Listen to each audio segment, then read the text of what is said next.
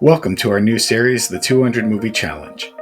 Our goal this year is to watch 200 movies that we haven't seen yet. If you want to listen to the full podcast where this clip is from, the link will be in the description. Now enjoy today's movie. Speaking about learning something in the moment. So obviously after Nightmare Before Christmas, I just stayed with Disney Plus. And because I think I Why saw not? I saw this thumbnail and I said, why not? And so this is more of a comical. I mean, not to say Nightmare Before Christmas didn't have a comedy, but this is definitely more of a comical. It is a horror theme, so I'm sticking with my October, horror theme. I say horror, but this isn't scary at all. Soto, I saw the 2021 film, which actually technically was a special. This was only an hour long. I did not realize that when I started it. So, but I'm still going to count it. Soto, I saw the Muppets Haunted Mansion.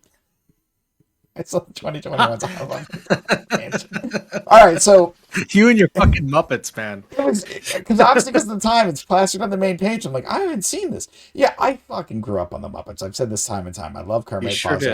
I love the Muppet Show. I remember watching that on reruns. Some of the old school Muppet movies I used to watch all the time on TV in theaters. Even when they redid it with Jason Segel, I was like, this is that. I love it because the Muppets feels.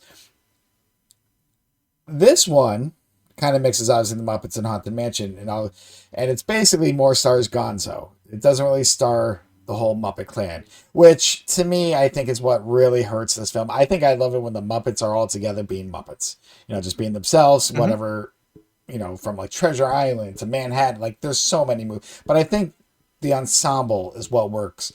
Um, Real quick, yes, the stars Gonzo. He skips his Kermit's and Piggy's, Halloween party because he's going to a haunted mansion where his favorite magician ever, the Great MacGuffin, disappeared in this mansion 100 years ago, and the My whole idea is God, for him to what sign Muppet? this is going to be very Muppety, and I'm going to keep this kind of quick.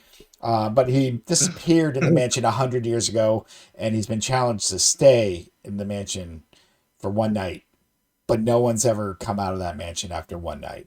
So yes, I mean anyone Of that's course not. seen Muppets knows where this goes. This has obviously all the usual fun cameos. John Stamos, Will Arnett, Yvette Brown. So just more of a B or C listers, but you just see the faces.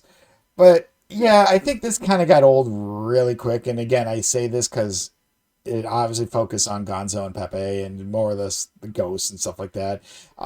Yeah, some of the others make quick cameos, but they're not really part of the story. And I feel like that hurt this. I kind of was a little disappointed. Like I said, I mean, I wasn't expecting the greatest thing ever going watching a Muppet Right. movie, but I grew up on the Muppets. Jim Henson's Idea Man is still in my top 10. I know that's more of a documentary, Hmm. but again, I think not having everyone else. I don't think Gonzo's a great solo character to carry a film or even a special because this was an hour. So that should, like I said, that should tell you something. The jokes got Right. old quick, and you thought I checked out with Nightmare Before Christmas. Like I was really checked out with this. I'm like, God, this is just so boring. I was getting bored. I felt bad because, like I said, I hold the Muppets dear to my heart. Fraggle Rock, Dark Crystal, Jim Henson, all that shit. And I was like, yep, I watched this, and all just because it was there. Um, there's not much I can say. The story was just everywhere. There was no point. I wish there was one memorable thing about this. The credits. Really? Wow. It's just one of It those wasn't things. even like kind of funny. I had a couple laughs. Like the old guys that are always in the balcony. They're ghosts, and Oh yeah. anytime they come in with a joke.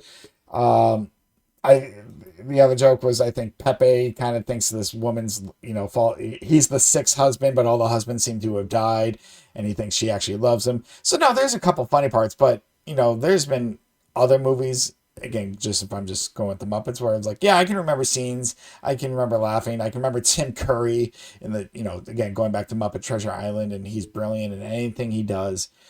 This just, like I said, a lot of things fell flat. I think the cameos fell flat.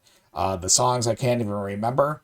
And yeah, I was That's vastly yeah. Do disappointed. it. I mean, there's really not much more I can say because again, everything is just typical Muppets. And again, I'm not saying every movie was a banger, but you just when it's the ensemble, you might be a Fozzie fan and you see him and you're laughing. Someone might like Ralph and the music and like Kermit.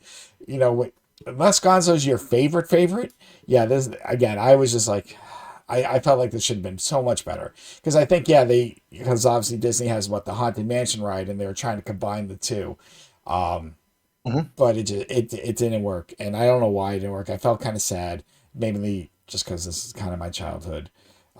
There's not much more I can say. Anyone that's seen the Muppets knows how these movies go sometimes, or the jokes go. Yes, because they're made for kids. They can't go above PG-13, PG rating or anything like that. So, where I rank this Soto, yeah, this is going to be unfortunately on the low end. I am actually putting this at number 51. This is going underneath Bill and Ted Face the Music. I was going to say this is low. It didn't sound as good as the Ron Clark story. So no, this is below that. Not wait. The Ron Clark story. Where's my wrong? I moved things around. Oh yeah, so it's only a couple ahead. I forgot I reworked the 40s a couple weeks ago, and yeah, so no, Ron Clark is 49. Bill and Ted's Face the Music is 50.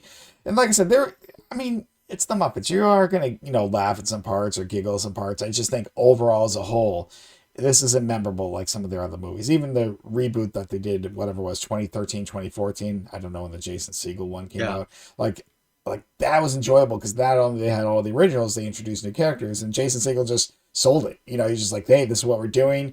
When you go all in, they're fucking Muppets, but you go all in pretending they're real. You feel it, but this is kind of sad, and I can see why this was not in theaters and this was just a special.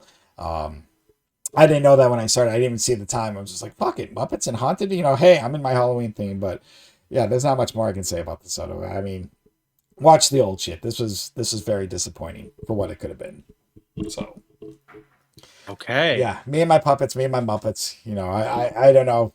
I didn't plan it. I had it on Disney Plus, and I saw that thumbnail, and I'm just like, fuck it. And that's all. You know what? I listened to Soto. He says just press play, and that's what I did. Yeah, that's what we do, and that's all you can do.